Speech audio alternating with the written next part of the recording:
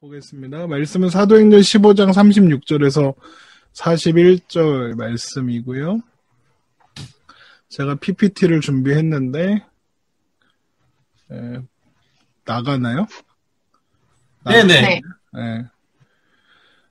같이 읽겠습니다. 며칠 후에 바울이 바나바더러 제가 읽는 게 낫겠나? 이게 타이밍이 안 맞겠구나. 제가 읽을게요. 며칠 후에 바울이 바나바더러 말하되 우리가 주의 말씀을 전한 각성으로 다시 가서 형제들이 어떠한가 방문하자 하고 바나바는 마가라는 요한도 데리고 가고자 하나 바울은 밤빌리아에서 자기들을 떠나 함께 일하러 가지 아니한 자를 데리고 가는 것이 옳지 않다 하여 서로 심히 다투어 피차 갈라서니 바나바는 마가를 데리고 배 타고 구브로로 가고 바울은 실라를 택한 후에 형제들에게 주의 은혜에 부탁함을 받고 떠나 수리아와 길리기아로 다니며 교회들을 경고하게 하니라. 아멘. 오늘 제목은 그래도 괜찮습니다고요. 이게 어떻게 해야 되는 거지? 이렇게 하면 다시 얼굴로 돌아오네.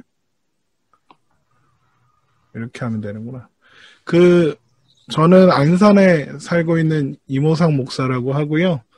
하늘소리 교회에서 사역하고 있습니다. 박종규 목사님보다 놀랍게도 동생이고요.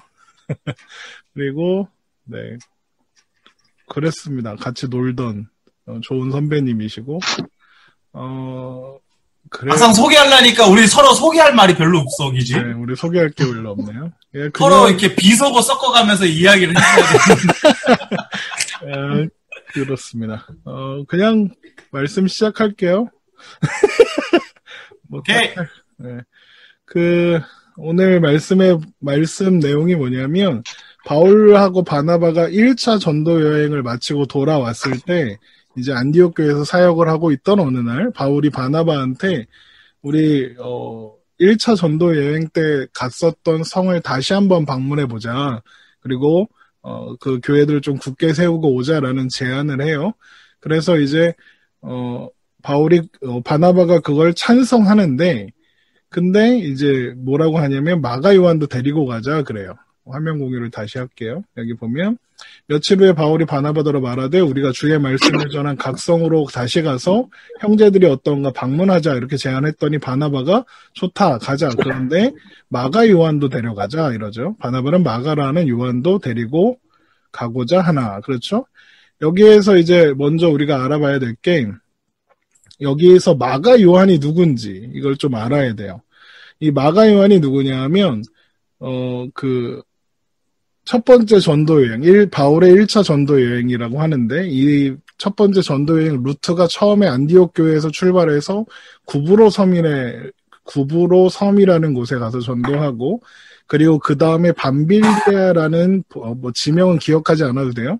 버가라는 곳에 도착했는데 여기에서 마가가 바울과 바나바를 떠나서 예루살렘으로 돌아가 버리는 그런 일이 있었어요. 바로 그 사람이 마가 요한입니다. 그게 이제 사도행전 13장에 기록되어 있는데 바울과 및 동행하는 사람들이 바보에서 배 타고 바보가 그 바보가 아니라 지명 이름이에요. 배 타고 밤빌리아에 있는 버가에 이르니 요한은 그들에게서 떠나 예루살렘으로 돌아가고 그들은 버가에서 더 나아가 비시디아 안디옥에 이르러 안식일에 회당에 들어가 앉으니라 이렇게 되어 있거든요. 그러니까 바울과 바나바가 뭘 잘못 눌렀는데 네 바울과 바나바가 이제 그리고 마가 요한 이렇게 세 명이서 선교팀을 짜서 이제 안디옥 교회 파송을 받아서 첫 번째 전도 여행을 출발했는데 제일 먼저 갔던 구브로 섬에서 나름 성공적인 성과를 올렸어요. 그러니까 많은 사람들한테 복음을 잘 전했고 또 거기에 로마 총독 서기오 바울이라는 사람이 살고 있었는데 이 사람도 복음을 듣고 신자가 되는 거예요. 그래서 그 내용을 보면 이렇게 왔다 갔다 해도 되나? 사도행전 13장 12절에 이에 총독이 그렇게 된 것을 보고 믿으며 주의 가르치심을 놀랍게 여기니라 이런 말씀이 있죠. 그러니까 총독이 총독이 예수를 믿게 되었으니 그 다음부터 얼마나 바울이나 바나바의 사역이 되게 파급력이 있었을 거 아닙니까?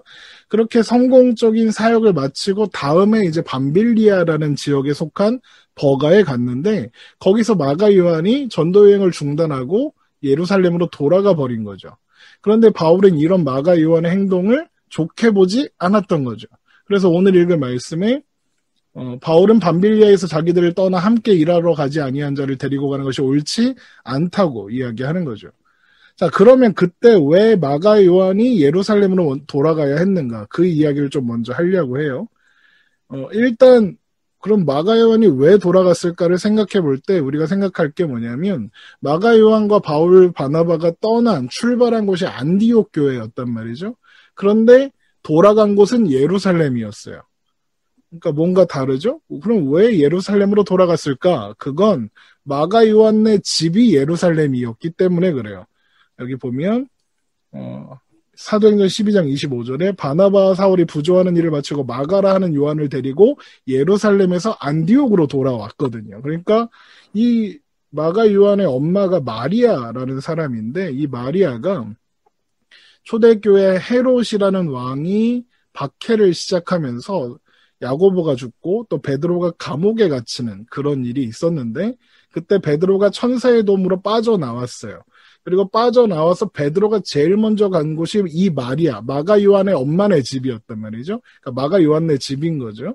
그런데 거기에서 이 교회에 대한 박해가 있었음에도 불구하고 신자들이 마리아네 집에, 마가 요한네 집에 모여서 기도를 하고 있었어요. 그러니까 이 사람들은 이제 목숨을 걸고 기도회를 하고 있었던 거죠. 그러니까 이 마리아가 어떤 사람이냐 추측할 수 있죠. 용기 있는 신자였다. 이렇게 추측해 볼 수 있죠. 그런데 이 마가가 바나바의 조카이기도 했어요. 그래서 예루살렘에서 기근이 있어서 안디옥 교회에 헌금을 보냈을 때 부조하는 일, 헌금을 보냈을 때 헌금을 가지고 안디옥 교회에서 예루살렘 교회에 왔다가 그리고 돌아갈 때 마가 요한을 데리고 삼촌이랑 같이 안디옥으로 가게 된 거죠. 그러면 엄마 마리아는 왜 마가 요한을 삼촌편의 안디옥으로 보냈을까? 그 이유는 여러분의 부모님들이 여러분 교회에 보내는 이유랑 비슷한 거예요. 그러니까 여러분 부모님이 여러분을 교회에 보내서 우리 박 목사님한테 신앙 훈련도 받고 또 말씀 훈련도 받고 이런 거를 원해서 삼촌을 따라서 이제 안디옥 교회를 보냈고 그래서 그 교회 사역도 돕고 그 교회를 섬기고 또 삼촌한테 그리고 바울 선생님한테 좀 많이 배워라 이런 의도로 보냈겠죠. 그래서 그 덕에 마가 요한이 삼촌을 따라서 전도 여행까지 가게 된 거죠. 자, 그런데 구브로 섬에서 전도할 때까지는 괜찮았어요. 왜냐하면 바나바의 고향이 구브로 섬이었으니까. 그리고 총독을 전도했다 그랬죠. 그러니까 총독이 전도된 다음부터는 아마 일사천리였을 거예요. 그렇죠? 모든 사역들이 아주 편안했을 거라고요. 그래서 그렇게 기분 좋게 구브로 섬을 떠나서 밤빌리아 버가로 갔는데 거기서 갑자기 마가 요한이 못하겠다 그러고 엄마 집으로 돌아가 버린 거예요. 그럼 왜 마가 요한이 그렇게 무책임하게 떠나버렸는가? 그 이유는 요한이 떠났다 그랬을 때 바울과 바나바가 그 다음에 어떤 행동을 하는지를 보면 추측해 볼 수 있어요. 말씀을 다시 볼게요. 여기 보면 돌아갔다라는 장면이 나오죠. 그리고 14절에 그들은 이제 바울과 바나바만 버가에서 더 나아가 비시디아 안디옥에 이르러 안식일에 회당에 들어가 앉으니라 이렇게 돼 있어요. 바울과 바나바가 어디로 가냐면 비시디아 안디옥으로 가는 거예요. 버가에 갔으면 버가에서 전도를 해도 되는데 버가도 되게 큰 도시거든요. 그런데 바울이 비시디아 안디옥으로 가자 그러는 거예요. 거기가 어떤 곳이냐면 산에 있어요. 고원지대. 그러니까 우리나라로 말하면 저 태백산맥 꼭대기에 있는 태백산맥 아나? 태백산맥 꼭대기에 있는 도시예요. 그래서 버가라는 곳에서 비시디아 안디옥으로 가려면 지도를 준비할 거 그랬구나. 오늘날 터키 지방에 가면 타우루스 산맥이라는 산맥이 있는데 그 산맥을 넘어야 비시디아 안디옥으로 갈 수 있는 거예요. 그러니까 좀 빡신 일정인 거죠. 그러니까 오늘날에도 차 타고 타우루스 산맥을 넘어서 비시디아 안디옥 그 지역으로 가려면 고대돼요. 그러니까 차 운전을 해서 가기에도 힘든 곳이란 말이죠. 그런데 당시에는 도로도 제대로 갖춰져 있고 갖춰져 있지 않은 산맥을 넘어가는 거예요. 그런데 거리가 200km예요. 그러니까 이걸 걸어서 가야 되는 거예요. 그러니까 평지도 아니고 산길을, 그리고 그 산길에는 산적들이 또 그렇게 많았대요. 그러니까 그 길을 지금 바울하고 바나바랑 가겠다고 하는 거죠. 그러니까 마가 요한은 아무리 생각해도 나는 못 가겠는 거예요. 너무 빡신 거지. 그래서 퍼진 거예요. 못 하겠다고. 자, 그러면 이런 마가 요한을 보면 어떤 생각이 여러분 드세요? 좀 무책임해 보이지 않아요? 그렇죠? 교회에서 이제 우리 그 부강성격교회에서 어디 단기 선교 여행을 갔다고 칩시다. 그런데 어떤 책임을 우리 그 뭐 청년부 회장이 갑자기 날 못하겠다고, 너 너무 힘들다고 뻗어버린 거야. 그러면 목사님이 뭐라 그럴까요? 목사님이 쌍욕할 것 같아. 그렇지, 막 뭐라 하겠지. 니 미쳤냐 막 이럴 거 아니야. 무책임한 놈 막 이럴 거 아니에요. 그리고 돌아와서 그렇게 해서 어떻게 잘해서 돌아왔다 쳐. 그러면 어떻게, 그 다음부터 어떻게 될게요? 그 사람은 계속 못난 놈이야. 못 믿을 놈이 되겠죠. 아마 이후로는 뭐 어떤 책임이 필요하고 어떤 중요한 역할은 교회에서 맡기질 않게 될 거예요. 그러니까 그래서 보통 마가 요한 그러면 이미지가 그래요. 병약하고 끈기 없고 비겁하고 용기 없는 사람이라고 생각한단 말이죠.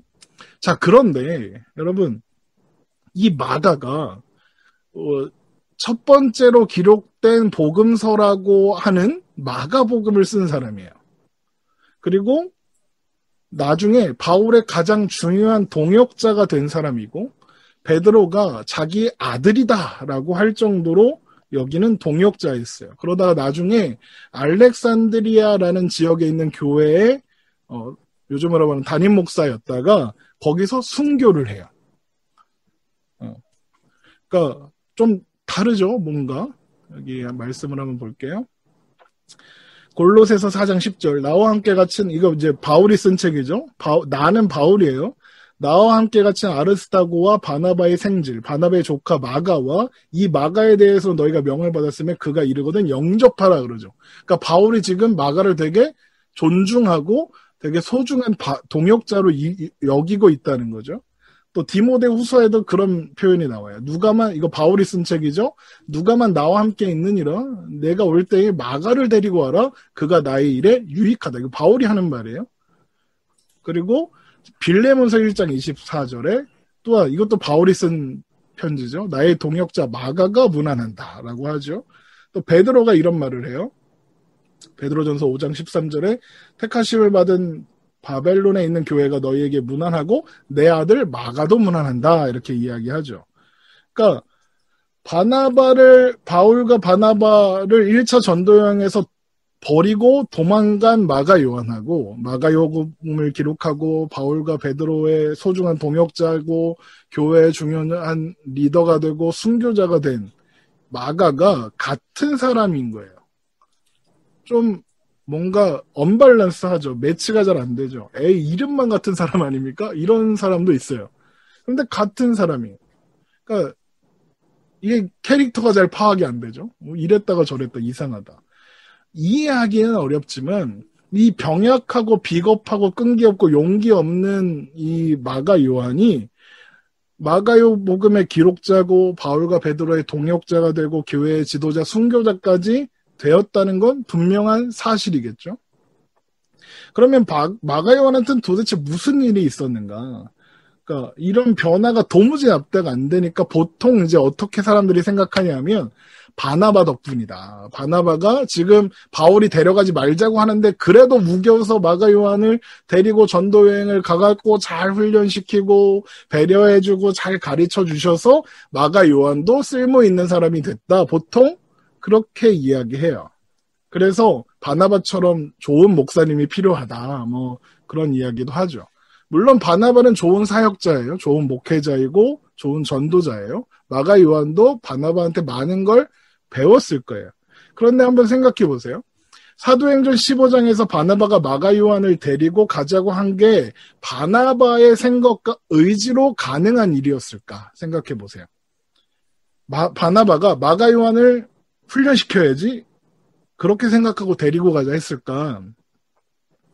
무슨 훈련을 해요? 1차 전도여행을 끝까지 마친 바나바였단 말이죠. 그건 훈련이 아니라 실전이었단 말이에요. 바울이 돌에 맞아서 거의 죽을 뻔하기도 했어요. 그 여행 중에. 그거 설명하는 시간 아니니까. 그러니까 훈련도 정도가 있죠. 훈련은 언제 하는 거예요? 성교 가기 전에 하는 거잖아요. 단기 성교 가야 돼. 훈련 언제? 가서 해요? 안 하죠. 가기 전에 미리 연습도 해보고 훈련도 한단 말이죠. 훈련도 정도가 있는 거예요. 잘못하면 죽어요. 그러니까 그건 훈련이 아니지. 그런데도 바나바는 마가를 데리고 가자 그러는 거예요. 저는 바나바가 마가 요한을 왜 그렇게 데리고 가자고 했을까? 그건 마가 요한이 부탁하지 않고는, 자기가 가고 싶다고 하지 않고서는 불가능한 일이다 이렇게 생각해요. 그러니까 마가 요한이 2차 전도여행을 동참하기를 희망했다. 그러니까 바나바가 그를 추천했다. 이게 더 논리적인 것 같아요. 제 생각에는. 그런데 보세요. 그런 실패를 경험한 사람이, 그리고 그 실패를 직접 목격한, 그래서 나를 신뢰하지 않는 게 분명한 사람들에게 내가 같이 가고 싶습니다. 이렇게 요청하는 게 쉬울까요? 어려울까요? 어렵죠. 그럼에도 불구하고 마가 요한이 같이 가겠다고 하는 거예요. 첫 번째 전도 여행이 보통 AD 47년에서 49년, 한 2년 정도 기간이었다고 해요. 그리고 2차 전도 여행 출발이 AD 50년이었다고 해요. 그러니까 첫 번째 여행에서 중도 포기하고 돌아온 지 한 3년 어간이었을 거예요. 그러니까 그동안 뭔가 일이 있었던 거예요. 그렇죠? 그래서 마가 요한이 이걸 따라가겠다고 나서게 된 거죠. 사실 몰라요. 어떤 일이 있었는지는 아무도 모르죠. 성경에 기록된 게 없으니까. 그런데 분명히 알 수 있는 건 뭐냐? 마가 요한이 뭔가 그 마음과 그 태도가 바뀌었다는 건 분명히 알 수 있죠. 바울이 자기를 못 믿어서 안 데려가겠다고 그러는데 이런 거예요. 목사님 저 지난번 단기 선교 때 제가 이렇게 했지만 이번 단기 선교 따라가고 싶어요. 그럼 목사님이 뭐라요? 넌 이번에 가지 마. 그럴 거란 말이에요. 그런데 그러면 사실 우리가 삐지잖아요. 아 서운해 이렇게 속상하고 막 그러잖아. 아이 신발 이런 치사에 안 가? 막 이럴 거 아니에요. 그럴 수도 있는데 바나바를 따라서라도 가겠다 그러는 거예요. 뭔가 변화가 있었던 거죠. 그럼 마가 요한의 이런 변화는 어떻게 일어날 수 있었을까? 답은 하나밖에 없어요. 하나님이 그를 뭔가 다루셨다. 그게 답이죠. 하나님께서 마가 요한을 그 3년 동안 뭔가 다루신 거예요. 그래서 그의 마음과 믿음과 생각을 자라게 하셨다. 이렇게밖에는 설명할 수가 없어요. 여러분 성경학자들의 추측에 맞다면 마가는 자기 집 다락방에서 최후의 만찬을 목격한 사람이에요. 말씀 볼게요.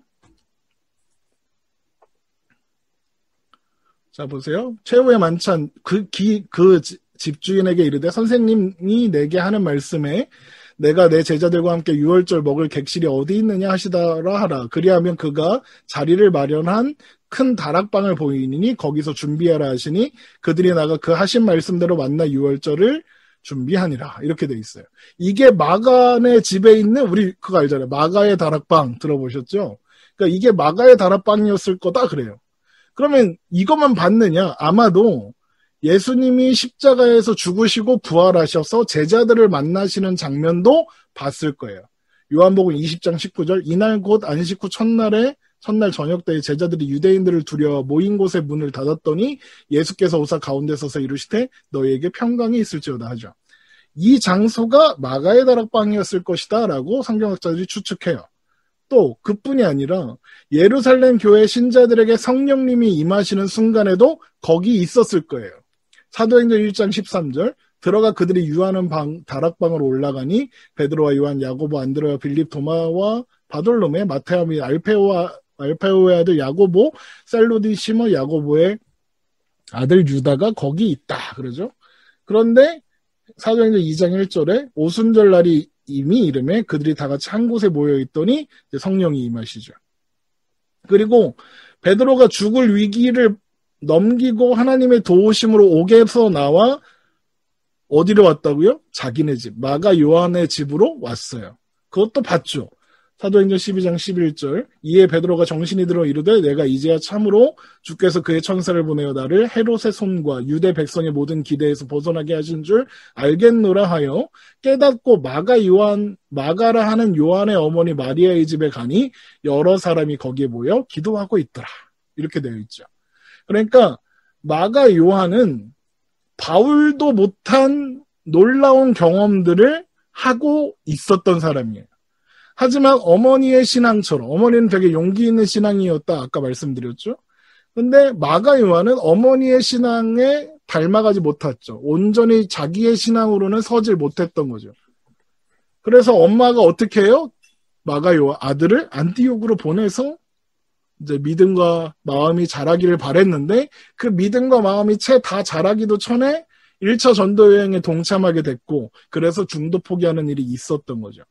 그런데 그렇게 돌아와서 보통 우리가 멘탈이 깨지면 현자 타임이 오죠. 현타가 온단 말이죠. 현타가 오면 뭐예요? 생각을 하죠. 생각을 하면서 어떤 그 하나님께서 허락한 시간들 동안 어떤 생각들을 했을 거냐? 자기가 경험한 일들을 떠올렸을 거예요. 최후의 만찬, 또 예수님이 부활하셔서 나타나신 사건, 성령님이 임하시는 사건, 베드로가 나오는 사건 이런 것들을 다 지켜보았겠죠. 그리고 또 주님이 하시는 말씀들도 옆에서 들었던 것들이 기억났겠죠. 그리고 교회에서 예루살렘 교회에서 나누어지는 왜? 자기네 집에서 교회가 모였으니까. 거기서 나누어지는 말씀들을 통해서도 뭔가 또 배웠겠죠. 그러다가 안디옥으로 가야겠다 하고 다시 안디옥에 가 있었던 거예요. 안디옥에서 뭐 했겠어요? 교회를 섬겼겠죠. 그러면서 그 시간들을 통해서 마가 요한의 마음과 생각과 믿음이 자라게 됐다. 이렇게 볼 수 있는 거죠. 그러니까 사실 마가 요한은 하나님이 우리 그 옛날 드라마에서 장인이 한 땀 한 땀 이렇게 만들었다 그러잖아요. 그러니까 하나님이 한 땀 한 땀 만드신 거죠. 그래서 병약하고 끈기 없고 비겁하고 용기 없었던 마가복음을 쓰고 또 베드로와 바울의 중요한 동역자가 되고 교회의 지도자이자 순교자가 되는 자리까지 인도하신 거죠. 사실 우리는 어떤 사람을 볼 때 과거의 모습과 또 현재의 모습을 통해서 사람을 쉽게 판단해요. 그리고 나에 대해서도 그렇게 하는 경향이 있어요. 그러니까 오죽하면 사람은 고쳐 쓰는 게 아니다 그러죠. 그 말이 맞아요. 사람은 신뢰할 수 있는 대상이 아닙니다. 사람 믿지 마세요. 사람은 언제든지 자의로든 타의로든 실수도 하고 배신도 해요. 그런데 우리는 사람을 믿는 사람들이 아니잖아요. 그렇죠? 사람을 믿지 마세요. 사람에겐 답이 없습니다. 죄송한 말씀이지만 박 목사님도 믿지 마세요. 언제 배신하고 도망갈지 몰라요. 그런데 우리는 뭘 믿냐? 하나님을 믿습니다. 우리에겐 답이 없지만 하나님에게는 답이 있죠. 우리는 우리의 존재에서, 우리에게서 답을 찾아야 하는 존재들이 아니란 말이죠. 우리에게 답이 되시는 분은 하나님밖에 없어요. 우리는 하나님을 믿죠. 우리는 연약하고 부족하고 미련한 사람을 부르셔서 강하고 지혜롭다는 사람들을 부끄럽게 만드시는 하나님을 믿죠. 자격 없는 자를 부르셔서 사용하시는 하나님을 믿어요. 합력하여 선을 이루시는 하나님을 믿는다고요. 약할 때 강함 되시는 주님을 믿죠. 실수하지 않으시고 실패하지 않으시는 하나님을 믿는단 말이에요. 보세요. 바울이 어떤 사람이에요? 교회를 핍박하던 사람이에요. 스데반이 죽을 때 사람들이 벗어놓은 옷을 지켰어요. 이게 엄청난 권위로 스데반의 그 처형, 돌에 던지는 그걸 바울이 책임지는 거예요. 그러니까 그 일을 주도한 사람이에요. 바울은. 그런데 그런 바울을 부르셔서 하나님이 사도로 부르셨어요. 사도로 세우시죠. 그런 하나님이세요. 마가 요한은요. 병약하고 의지 없고 약하고 그렇죠? 그 마가 요한을 부르셔서 마가요 복음의 저자고 또 순교자고 또 교회의 중요한 지도자로 만드신 하나님이죠. 그래서 하나님은 우리가 믿잖아요. 하나님 전능하신 분이고 하나님께는 능치 못한 일이 없다. 우리 믿잖아요. 여러분들도 마찬가지죠. 우리가 사는 현실은 부족한 것 투성이에요. 스펙도 없고 내세울 것도 없고 우리가 살아가는 지역도 이렇게 뭔가 발전적이지 않고 물론 세종이 발전적이긴 하지. 그러나 그런 우리의 오늘도 그렇게 뭔가 부족한 것 투성이고 뭔가 준비가 안 된 것 같고 그런 상황도 하나님은 우리를 만들어 가시는 과정 중에 있는 시간인 거예요. 우리의 오늘이 우리의 결말이 아니라고요. 우리는 쉽게 준비된 사람이 하나님은 준비된 사람을 쓰신다 그러지만 아니에요. 준비되지 않았을 때 부르셔서 준비시켜서 쓰시는 게 하나님이에요. 우리의 결론은 하나님이에요. 우리 자신이 아니라 오늘을 살고 있는 우리의 현실이 아니라 하나님께서 기뻐하시는 온전함이 우리의 결론이에요. 그래서 제가 좋아하는 말씀 중에 이런 말씀이 있어요.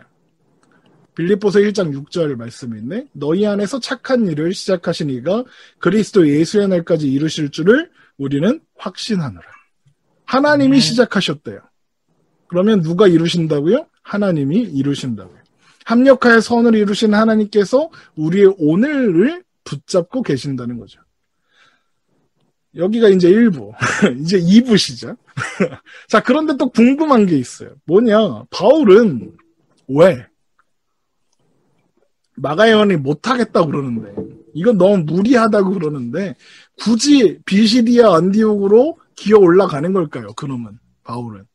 여러분, 바울이 대단한 사람이죠? 그래서 뭔가 바울은 완벽한 사람 같고 막 그렇죠. 예, 근데 제가 표현을 어떻게 했죠? 거길 기어 올라갔다 그러죠. 무슨 말이냐? 그거 좀 알아볼게요.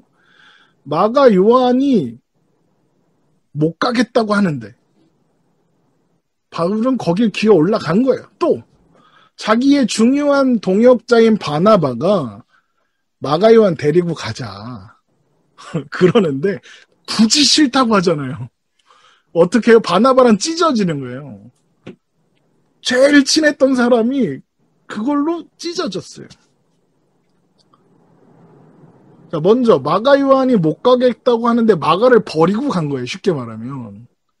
왜 바울은 굳이 비시디아 안디옥 그 빡신 데로 가고자 했을까?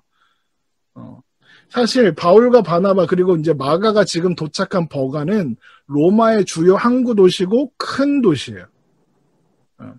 그러니까 전도할 만한 충분한 조건이 있어요. 심지어 나중에 비시디아 안디옥 그래서 그 지역이 이제 갈라디아 지역인데 거기 전도 다 하고 돌아올 때 버가에 들러서 전도해요.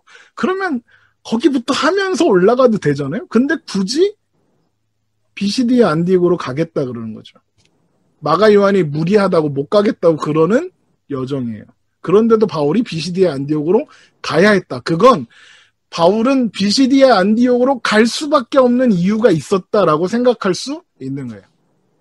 그러면 바울은 왜 거기를 가야 했을까? 사도행전 14장에 가면 비시디아 안디옥이 위치한 갈라디아 지역을 마치고 전도를 하고 나서 이렇게 돌아오는 그러니까 그런 상황이었으니까 이제 피치 못할 뭔가 가야 되는 이유가 있었다라고 생각할 수 있죠. 그러면 이 비시디아 안디옥이 어떤 것이냐면 바울과 바나바를 파송한 안디옥은 수리아의 안디옥이에요. 그러니까 같은 이름인데 다른 동네예요. 비시디아 안디옥은 갈라디아 주에 속해 있었어요. 그리고 이 지역들에 세워진 교회들을 다 합쳐서 갈라디아 교회라고 하고요. 그 교회들을 위해서 바울이 쓴 편지가 갈라디아서예요. 우리 갈라디아서 알죠? 그런데 그 갈라디아서에 보면 왜 바울이 버가에서 전도 안 하고 바로 험준한 산맥을 넘어서 200km나 가야 했는가?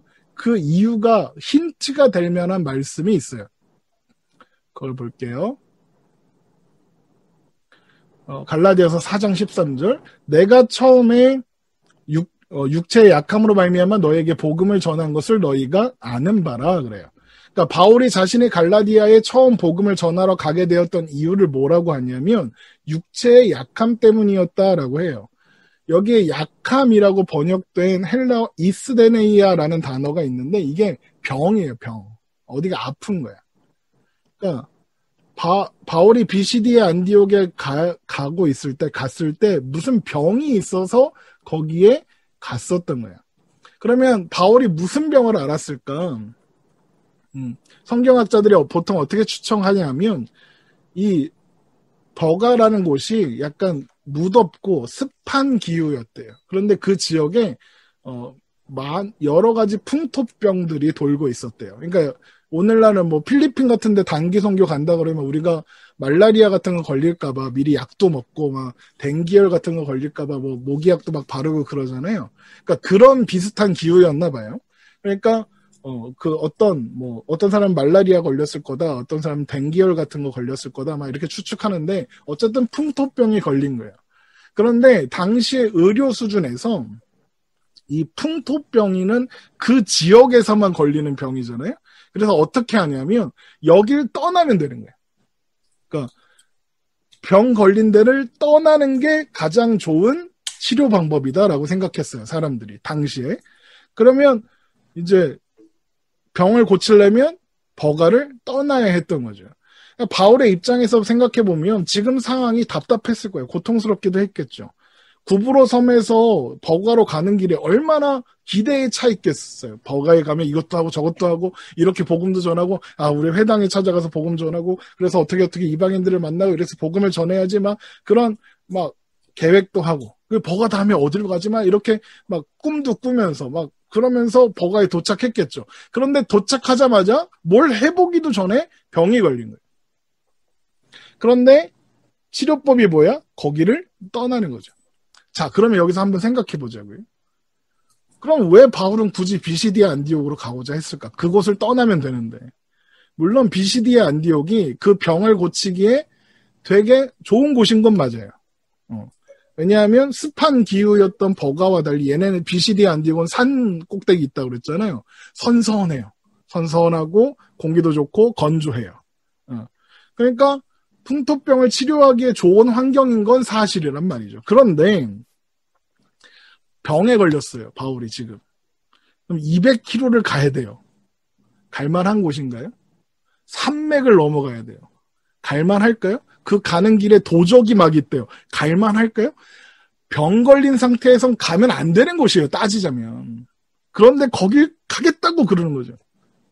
풍토병 때문에 병을 고치기 위해서 버가를 떠나야 했다. 그러면 거기에서 배 타면 하루도 안 돼서 바울의 고향인 다소에 갈 수 있어요. 또 거기서 배 타면 조금 더 가면 출발했던 수리아의 안디옥에도 갈 수 있어요. 그러니까 거기 가면 안 돼요? 거기 가도 되잖아요. 근데 거기 말고 비시디아 안디옥으로 가겠다고 하는 거예요. 그래서 가서 자기들 파송했던 안디옥 교회에 돌아가서 거기서 휴식 취하면서 병도 고치고 그리고 다시 출발하면 되잖아요. 그게 훨씬 합리적이잖아요. 그런데 비시디아 안디옥 200km 험한 산을 넘어서 200km를 가겠다고 나서는 거예요. 병을 고치기 위해서였다라고 하면 이건 말도 안 되는 선택인 거죠. 무사히 도착할 가능성보다 가다가 죽을 가능성이 훨씬 높아요. 합리적이지 않다고요. 그러니까 심지어 강도들도 막 있고 그러니까 마가 요한도 못 가겠다고 그러고 그러니까 마가 요한이 이해가 안 됐을 거예요. 아파 죽겠다는데 이 사람은 거길 기어 올라가겠다 그러고 그러면 마가 요한이 얼마나 답답했겠어요. 그렇죠? 그러니까 얘도 돌아갈 만해 사실 생각해보면.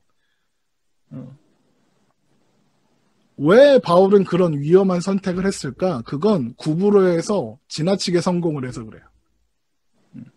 구브로에서 사역을 성공적으로 마치고 기대하는 마음으로 버가에 왔어요. 복음을 전하겠다는 열정이 막 끌어올랐겠죠. 그런데 지금 풍토병에 걸려서 아무것도 못해요. 그러니까 그런데 열정이 넘쳐. 그러니까 이 상태로 전도 여행을 멈추고 안디옥이나 다소로 갈 수는 없었던 거예요. 이곳을 떠나야 병을 고칠 수 있어? 그런데 제일 좋은 데가 비시디아 안디옥이야? 그러면 거기 가면 두 가지를 할 수 있어요. 뭐죠? 병도 고치고 전도도 할 수 있어요. 그래서 가는 거예요. 그냥 보세요. 이렇게 보면 와 바울 참 대단하다. 아픈데도 복음의 열정을 가지고 막 했죠. 근데 제가 아까 뭐라 그랬죠? 기어 올라갔다 그랬죠? 그 바울의 행보를 그렇게 썩 긍정적으로 보지 않는 뉘앙스가 팍팍 느껴지죠. 여러분 만약에 바울이 비시디아 안디옥으로 가서 복음 전하지 않고 출발했던 수리아의 안디옥이나 자기 집이 있는 다소로 가면 선교가 실패한 건가요? 그냥 그렇게 돌아가면 하나님이 막 실망해갖고, 야, 어떻게 내가 맡긴 일을 그렇게 중도에 좀 아프다고 그걸 때려치고 그럴 수가 있냐, 막 하나님이 그럴까요? 여러분 생각은 어떠세요? 안 그럴 것 같지 않아요? 안 그럴 거예요. 안 그럴 거예요. 다소나 안디옥 가서 충분히 휴식 취하고 다시 선교여행 가도 괜찮아 라고 하실 거예요. 여러분, 우리가 어떤 하나님의 일이라고 하는 걸 할 때 그게 정말 하나님의 일이면 사람이 하는 거예요? 하나님이 하시는 거예요? 하나님이 하시는 거잖아요. 그러면 하나님의 일이 실패합니까? 아니요. 하나님은 실패하지 않으시는 분인데요. 하나님은 실패하지 않으세요. 잠시 멈춘다고 선교 안 망해요. 괜찮다고요. 그런데 바울은 굳이 목숨을 걸고 비시디아 안디옥으로 가겠다 그러는 거예요. 왜? 활활 타오르는 그 복음 전도의 열정 때문에, 열심 때문에 그러는 거예요. 보통 열심 그러면 좋은 거예요. 그렇죠? 우리 목사님들도 청년들이 열심을 내는데 싫다는 목사님은 없을 거예요. 하나님께 열심히 있고 성교에 열심히 있고 신앙에 열심히 있으면 참 좋은 거예요. 열심 필요해요. 대충 하자는 얘기 아니에요. 그런데 열심으로 하나님의 뜻을 이룬다? 이건 좀 생각해 봐야 돼요. 잊지 말아야 하는 건 하나님의 일은 사람의 열심으로 되는 게 아니에요. 우리가 열정적이어도 안 돼요. 저희 교회 이번 주부터 온라인 예배드리거든요. 7월, 거기는 좀 지방이라 괜찮은데 수도권이라 4단계가 됐어요. 2명 이상 모이지도 말래. 그러니까, 이러면 예배가 실패하나요? 그렇지 않잖아요. 저야 사람들 많이 모여서 이렇게 예배하면 좋죠. 그런데 열심히 필요하지만 하나님의 일은 하나님이 하시는 거지 우리가 하는 게 아니라고요. 사람의 열심히 이루지 않고 하나님의 열심히 이루어요. 이게 제가 하는 말이 아니라 말씀에 있어요. 말씀 볼게요.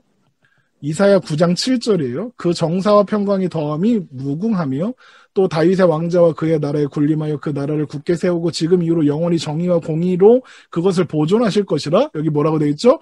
만군의 여호와의 열심히 이를 이루시리라 해요. 제 생각에는 바울이 거기 그 구브로에서 성공적인 사역으로 막 뜨겁게 타오르고 있는 바울의 열심을 하나님이 야 그거 아니야 하시려고 좀 시켜주시려고 바울에게 풍토병이 걸리게 허락하시지 않았을까 생각해요. 이건 제 생각이에요. 그렇게 바울을 잠시 멈추게 한 다음에 말씀하시는 거예요. 바울아, 네 마음과 생각대로 하는 게 아니야. 네 열심으로 하는 게 아니야. 내가 하는 거야. 내가 너를 통해서 하는 거야.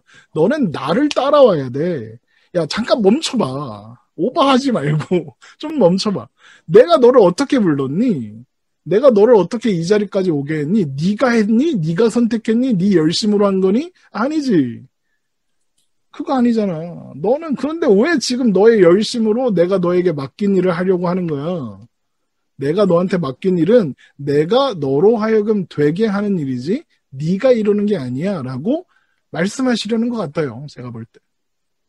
그런데 바울은 그 뜨거운 열정과 열심 때문에 어떻게 해요? 하나님의 뜻과 섭리는 헤아리지 못하고 오직 복음을 전하려는 열정과 열심을 가지고 거기를 기어가는 거예요.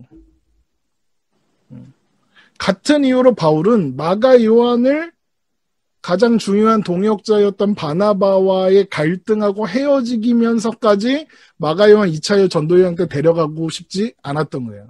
같은 이유로. 뭐냐? 1차 전도여행에서의 실수를 반복하고 싶지 않았던 거죠. 바울은 1차 전도여행에서 풍토병에 걸리는 바람에 구브로 섬에서 밤빌리아로 가는 동안 세웠던 계획들이 무너지는 걸 봤어요. 거기에서 마가 요한이 떠났죠. 물론 이후에 바울의 여정 속에서도 하나님이 합력하여 선을 이루셨어요. 갈라디아 교회가 세워졌으니까요. 그런데 바울은 그 여정 내내 마가 요한이 없어서 수행원이 없어서 불편했을 거예요. 여러 가지 문제들도 있었을 거예요. 그래서 첫 번째 선교 여행은 바울이 만족스럽지가 못한 거예요. 뭔가 부족한 게 많아. 아마도 그래서 바울은 안디옥 교회에 돌아오자마자 얼마간의 휴식을 취하고 다시 철저하게 준비해서 첫 번째 전도 여행 때 했던 그 교회들을 다시 돌아봐야겠다라고 생각을 했던 것 같아요. 그런데 이제 그 사이에 어떤 일이 있냐면 할례를 해야 된다, 율법을 지켜야 된다 이런 논쟁이 교회 안에 일어나요. 그래서 그 사이에 그거를 해결하는 시간이 좀 필요했어요. 그 논쟁이 끝나자마자 바울이 바나바한테 야, 우리 첫 번째 여행에서 세웠던 교회들 돌아보러 가자라고 제안을 하는 거죠. 그런데 이 첫 번째 전도 여행하고 두 번째 전도 여행 사이에는 되게 중요한, 그런데 우리가 놓치기 쉬운 차이점이 하나 있어요. 이게 이 선교가 누구의 의지로 시작되느냐, 그 차이가 있어요. 보세요. 처음에 전도가 어떻게 시작됐는지 보세요. 사도행전 13장 1절이에요. 안디옥의 선지자들과 교사들이 있으니 곧 바나바와 니게르라는 시므온과 구레네 사람 루기오와 분봉왕 헤롯의 젖동생 마나인과 및 사울이라. 이 사울이 바울이에요. 주를 섬겨 금식할 때 성령이 이르시되 내가 불러 시키는 일을 위하여 바나바와 사울을 따로 세우라 하시니 이에 금식하며 기도하고 두 사람에게 안수하여 보내니라. 자, 보세요. 첫 번째 전도 여행은 누가 시켰어요? 하나님이 시키셨죠. 성령 하나님이 명령하셨어요. 가라고. 자, 그런데 두 번째 전도 여행은 누가 주도하나 보세요. 누가 계획을 세워서 하나 보세요. 사도행전 15장 36절. 며칠 후에 바울이 바나바더러 말하되 우리가 주의 말씀을 전한 각성으로 다시 가서 형제들이 어떠한가 방문하자 하고 이래요. 바울이 새로운 지역으로 전도하러 가자 하는 게 아니죠. 그렇죠? 뭐라 그래요? 우리가 주의 말씀을 전한 각성으로 다시 가자 그러죠. 다시 가서 첫 번째 여행 때 아쉬웠던 부분들을 점검하고 보완하고 싶었던 거예요. 그런데 그런 계획에 이미 한번 중도에 포기하고 돌아가 버렸던 마가 요한은 바울의 계획에 있어서 도움이 안 되는 거죠. 오히려 변수가 될 수 있는 거예요. 그렇게 생각했던 거죠. 그러니까 바울은요, 잘하고 싶었던 거예요. 잘하고 싶었던 거예요. 그 계획에 차질을 줄 만한 어떤 변수를 다 없애고 싶었던 거죠. 그런데 재미있는 게 뭐냐면 이후의 사도행전의 기록을 보면 바울 마음대로 되는 일이 하나도 없어요. 바울의 계획대로 되는 일이 없어요. 물론 이제 바울이 바나바와 결별해서 이 수리아와 길리기아 교회들을 다니면서 견고하게 세웠다 그래요. 그래서 더베, 루스드라 이런 데를 가서 전도했던 곳으로 가서 1차 예루살렘 공회에서 결정된 내용들을 전달하기도 했죠. 그런데 그 다음에 어떻게 하고 그랬냐면 그 지역에 더 구석구석으로 이 지역이 소아시아 지역인데 이 지역을 구석구석 복음을 전하려고 했다고요. 그런데 하나님이 계속 길을 막으시는 거예요. 전도의 길을 막으시는 거예요. 그래서 몰아서 어디까지 가게 되냐면 드로아라는 지역까지 가게 돼요. 그래서 그곳에서 어떤 일이 있냐면 보세요. 말씀.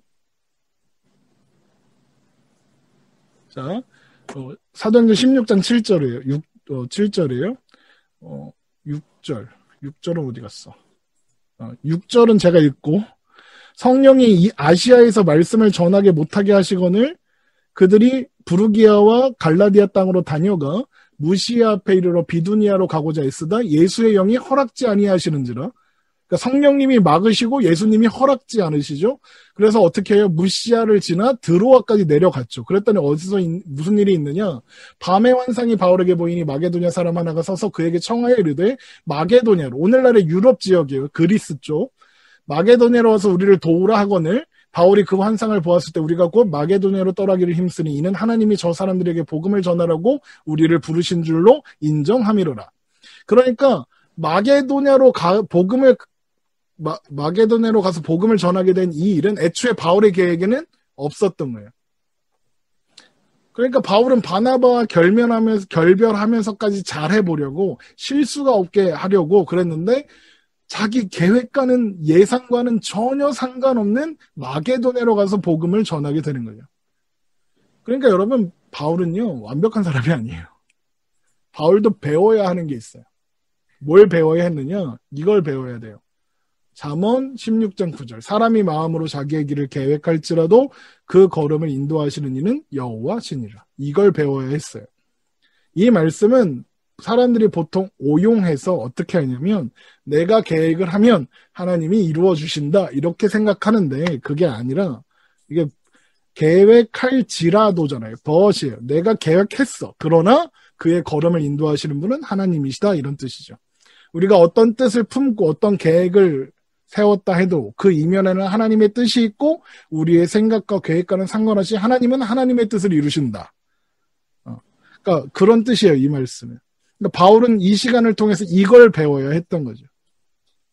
그래서 바울은 BCD의 안디옥으로 가는 내내 그리고 갈라디아에서 복음을 전하는 내내 그리고 또 2차 전도 여행 내내 개고생을 해요. 마음대로 되는 일이 하나도 없어요.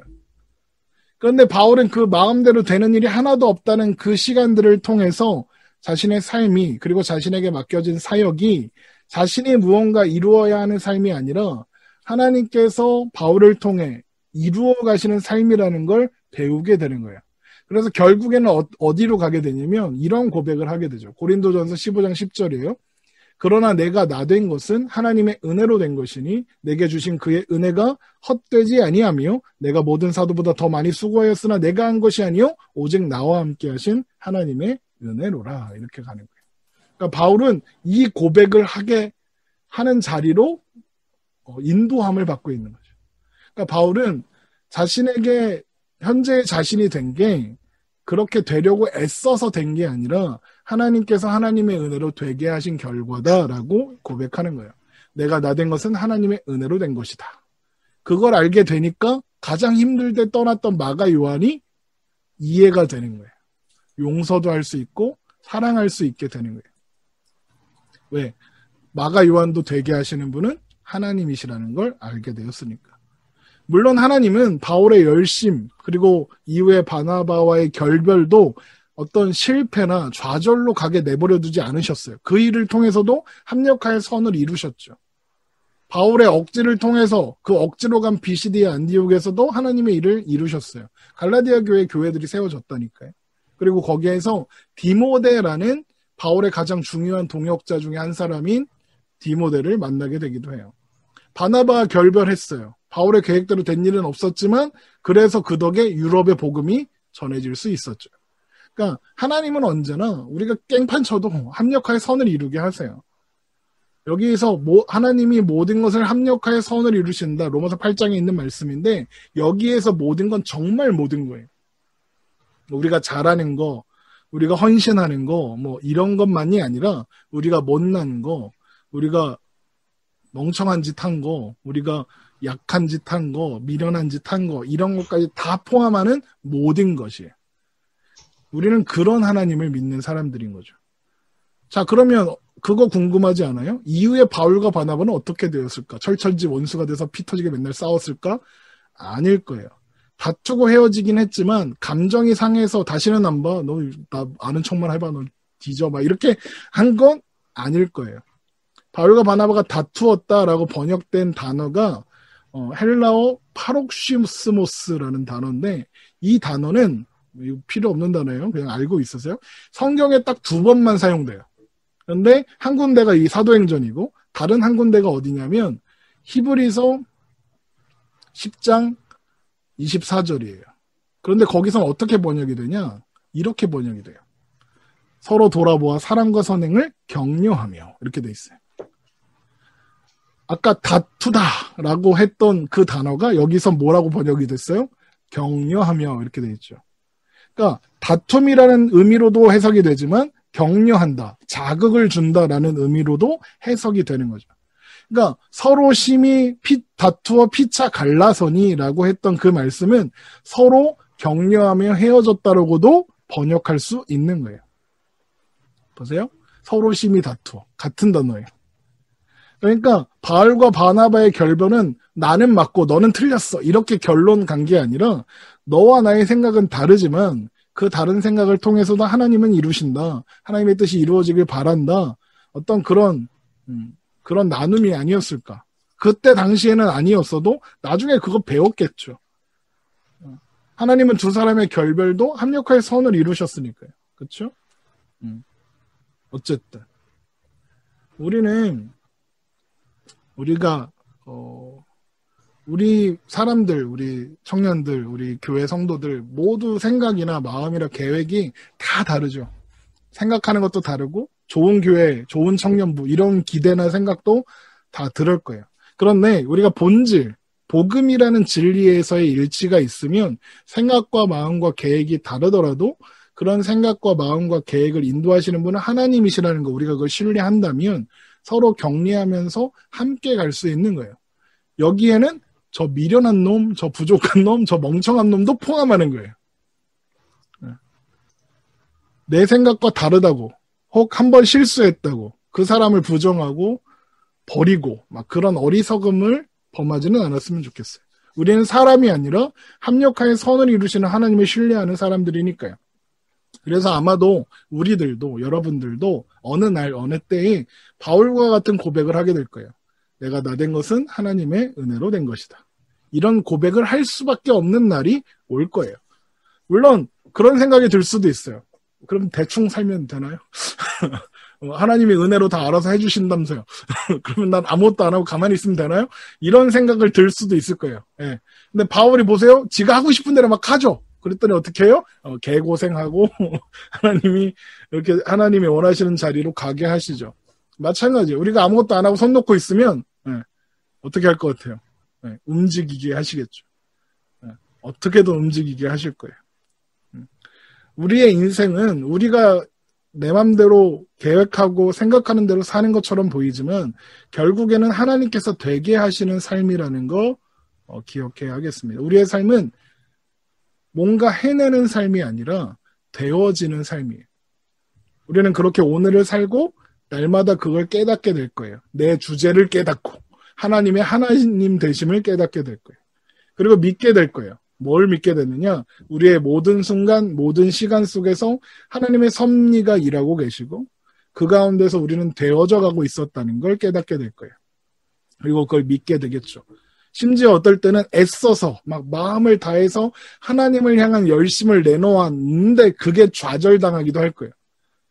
내가 하나님을 섬기겠다고 뭔가 하는 일이 있는데 그게 그냥 다 아무것도 아닌 것처럼 되어버리는 것처럼 보이는 순간도 있을 수 있어요. 그런데 그 순간도 결국에는 하나님이 우리에게 말씀하시는 순간이고 우리를 되어져 가게 하시는 시간인 거예요. 그래서 저는 신자에게, 크리스찬에게 좌절은 있을지 모르지만 실패는 없다라고 믿어요. 합력하여 선을 이루시는 하나님이 우리와 함께 하시니까요. 그러니까 그럼 어떻게 하면 됩니까? 그냥 살면 됩니다. 오늘을 사시면 돼요. 여러분이 해야 할 일들을 하면서 그냥 살면 돼요. 뭘 대단한 걸 하려고 애쓰지 마시고 그냥 목사님이 모여라 그럼 모이고 집에 가라 그러면 집에 가고 돈 열심히 벌어서 11조 해라 그러면 11조 하고 그러면서 살면 돼요. 이러니까 헌금 뜯어내는 목사 같잖아. 그런 거죠. 끝. 질문 있으신가요?